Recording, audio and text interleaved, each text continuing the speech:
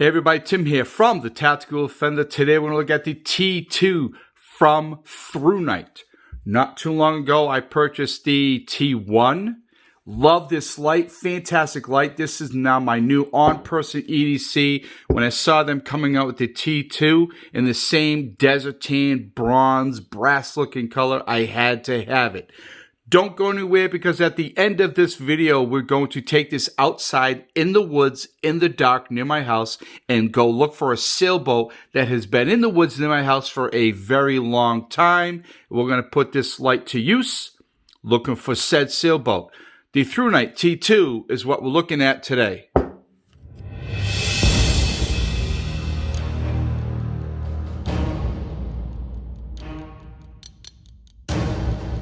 All right, before we take a look at the light, here is the box, your normal packaging for Thrunite. I've already gone through this, taken a number of things out. Same old literature. You have a lanyard, which I never ever use, but I'm happy they add it, as well as multiple O-rings that they give you to use. I appreciate them doing that. And this one actually comes with a sheath, a belt sheath. Also, something I never use with my flashlights. If you do, it does come with it. Really good hook and loop field. Let's see how the light looks in there. Yeah, not too bad. Does have a plastic sort of D-ring on there, a belt loop for your belt. And yeah, that's pretty good. Not bad. Does have the name on there. The quality is pretty good. I just don't use them. I just don't. I always carry two lights on me every single day, part of my EDC. I have a larger light, which this would qualify as my off-person EDC. Would go in one of my multiple EDC bags.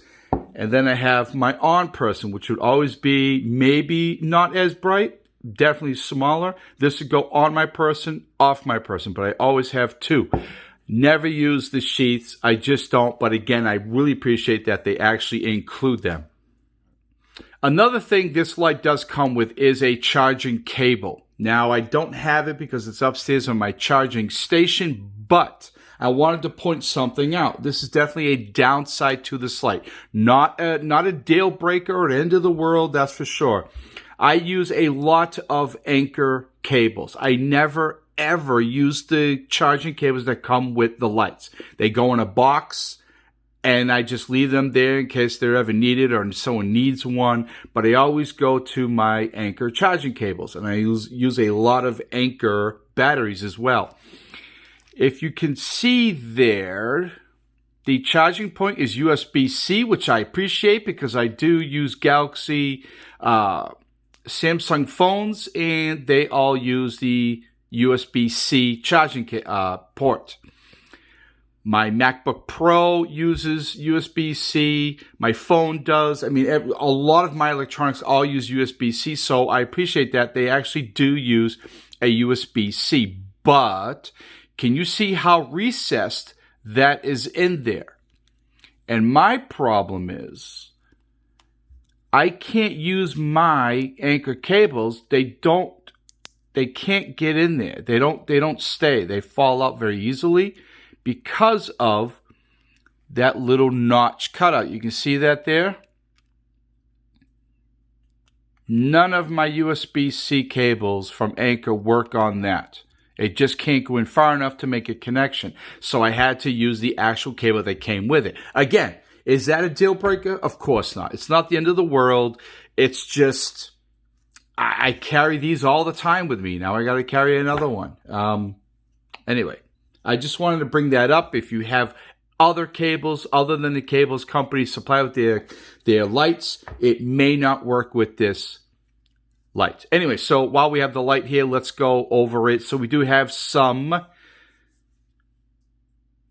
texturing for grip. Not very aggressive, but functional. We do have some cutouts to release some heat. Now, I had this out, and I believe I'll talk about it in the video when I'm in the woods. The tip got rather hot. Now, I did have it on turbo mode, which is a whopping 3,757 lumens. Whenever I use my lights, they're almost always on high or turbo. Always. Very rarely do I use a light on a low setting. Yeah, I just don't. When I need a light, I need to light up an area. So, did it get a little bit hot? Absolutely. But honestly, it stopped right there. It stopped right there. So maybe they did work because nothing else on the light got warm other than just the tip. You do have a really nice, pretty flush actuator switch. Now, what I like about this flashlight, and it's same with this one, I like when I can move the pocket clip around, which, by the way, let's go over that real quickly. Dual pocket clip, up, down. I like that. It is removable. You can also hook it on a hat. That's really kind of instantly makes it a headlamp. I like that a lot. What I like about this is, so there's your charger port. Exactly on the other side is your switch, your actuator. I normally put my pocket clips, and I believe I did the same with this one. Yep. On the bottom. So when in the dark, when I grab this light, I know when I have the pocket clip down below, boom, I can just, it's right there because it really is flush. And I'm happy they do that, especially when I can arrange the pocket clip so that way it is the opposite of this. Anyway, I think you get the idea. In the front there, let's see, you do have your orange pale reflector. There is your LED in there. Trying to see that down in there. It's a pretty nice one, pretty big one. In the back, it is just flat, which I also like. I like to tail stand my lights. Where I live, I can't explain it. We lose our electricity a lot. If it rains hard and it's windy, we will go without electricity. During snowstorms, it's very often to, again, go without electricity. So, I have a lot of lights. The majority of them can tail stand. I'll put this in the center of the room, put the light on, maybe a medium. In that sense, no need for a high, and then I can do what I need to do and then go about my business. It is not magnetized, whereas this one, the T1, this is almost a spit-in image of the older one. The color's slightly different, but not that big of a deal. This is magnet. The T2 is not, nor is it doesn't have a rear button, just the forward side switch. You do have a lanyard hole there. Again, they do offer the lanyard. Again, I never, ever use them. And that's really it for the outside. Let's open it up. Come on, there you go. We do have our Thrunite battery, which is a 5,000 mAh, 21700. I like to look at this one. I can look at, look how clean that is, huh? That is really nice and clean. Not sure if we're going to be able to see down in there.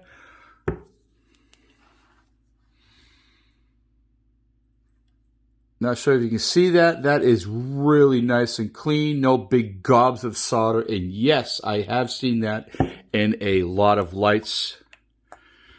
Let's put this back on.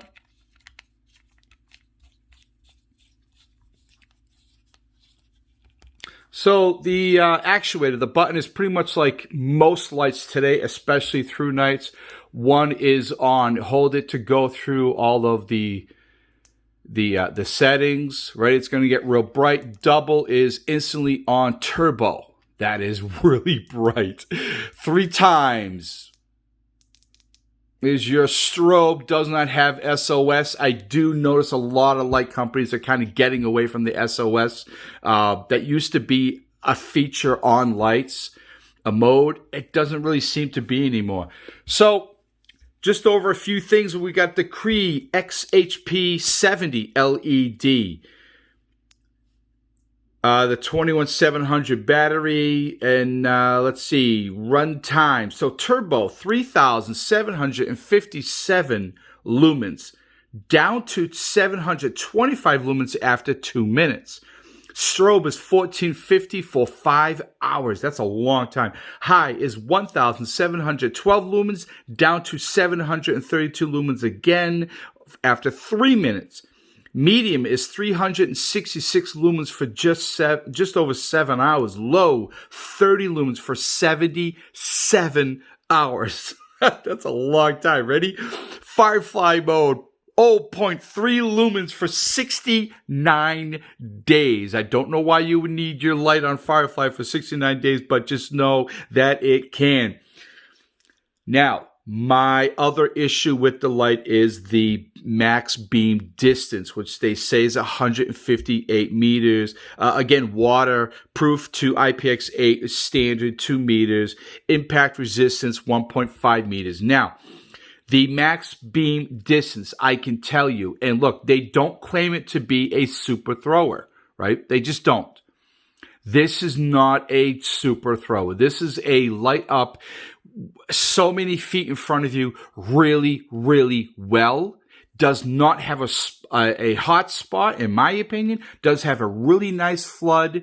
It will light up in front of you very well. But if you're looking for something to shoot across a football field or something like, it's not going to do that. Nor do they claim that. Nor do they claim that. You can tell it's a very shallow cone there, so you're not going to get a lot of distance, but it does light up the area really nicely.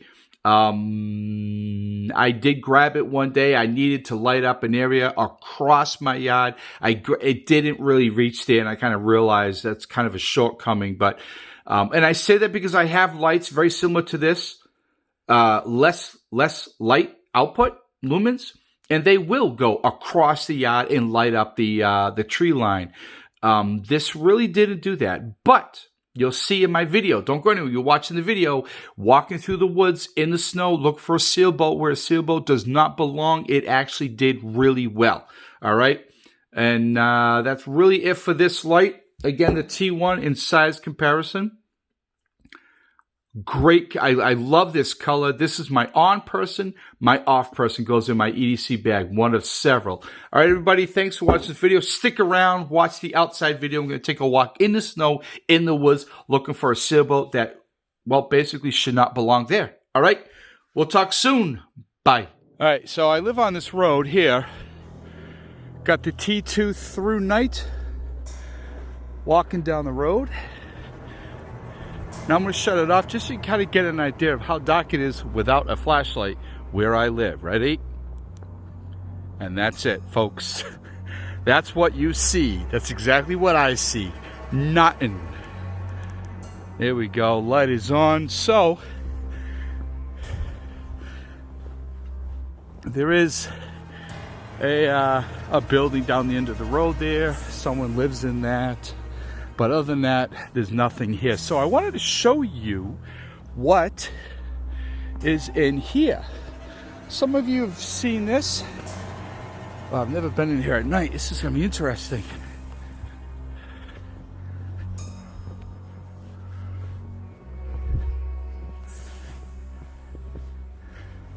See some footprints, tracks from animals.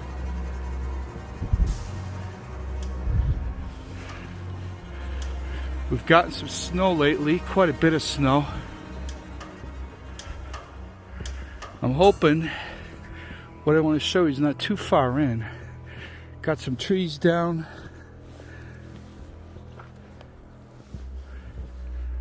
Oh, it's spooky. I'll tell you what. If you don't like darkness, oh, you see it? There it is. Now, I don't know if there's anything around here, so I got to kind of be careful. I do have bears, mountain lions, bobcats, lots of coyotes where I live. I don't see any footprints around, so that's good, right?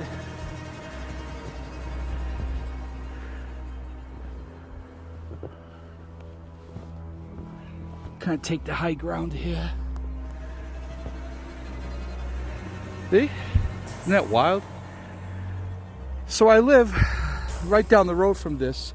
I was in the woods someday, quite some time ago, exploring. And And I saw this boat was just sitting here, like in the middle of the woods. I kind of know the backstory. The trail keeps going. Look at the name of the boat. Tossed Out.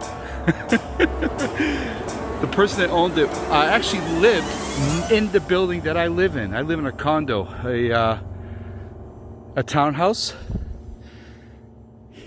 I found out the person, it was registered in Gardner, Mass, but I don't live in Gardner. I actually live in the town of Hubbardston.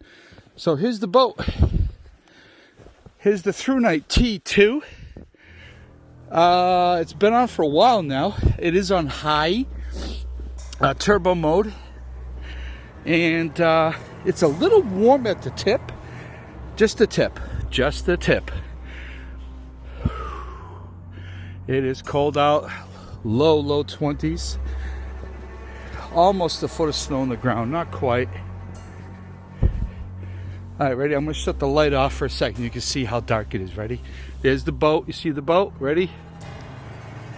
And no boat. And there's the boat. Imagine if I turned the light on and Bigfoot, Sasquatch was standing right there. That wouldn't be fun, eh? So, in case if anybody's wondering, I am armed. I'm always armed. I won't go in the woods. Not with what lives around where I live. Unarmed. You never know. Really never had an issue. But you never, ever know. So, that is the T2 from Thrunite on turbo mode on the really bright setting, which I've said many times. I pretty much always use that setting. Here's a car down the end of the road there. Like I said, it's a dead end, but so the flashlight just kicked down. There, it's back on turbo. All right, everybody. Thank you for watching this video. Thanks for exploring in there with me. Leave a comment down below. Would you go in there at night in the snow, preferably with a flashlight? Okay? Bye. Be well. Stay safe. Bye.